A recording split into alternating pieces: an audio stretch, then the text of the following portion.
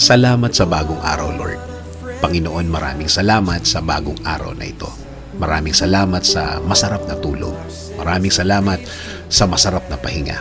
Alam ko po, Panginoon, na ako'y binantayan ninyo at inalagaan ng buong magdamag.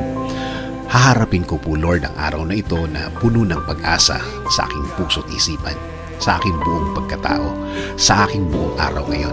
Alam ko po, Lord, na hindi mo ako iiwan ngayong araw na ito at patuloy niyo akong sasamahan at bibigyan ng guidance.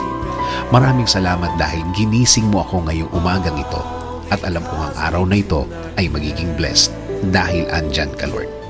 Punuin niyo po, Lord, ng kasiyahan o joy ang aking puso. Ipaalala niyo po sa akin kung gaano ako ka-blessed sa araw na ito.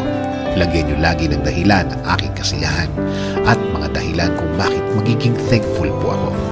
Kapag pumasok na po ang problema sa aking araw ngayon, i-remind niyo po ako ng inyong pagmamahal, ng inyong presensya, ng inyong kabaitan, ng inyong pag-aalaga, na kayo po ay laging andyan para ako'y alalayan.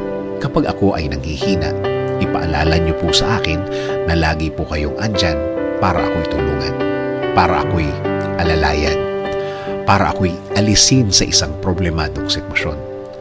Lord, kapag naalala ko ang aking problema, please remind me that you got me, that everything will be okay and fine.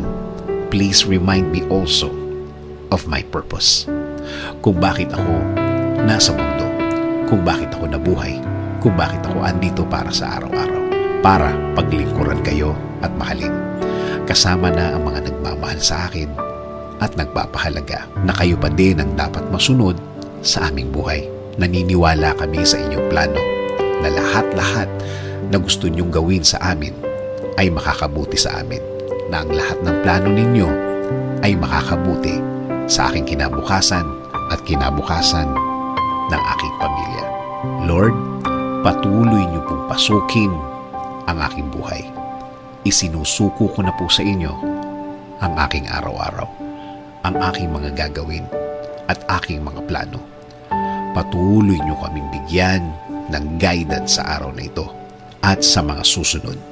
Alam ko po, Lord, na ang araw na ito ay mas mabuti, mas maganda, mas produktibo kesa kahapon.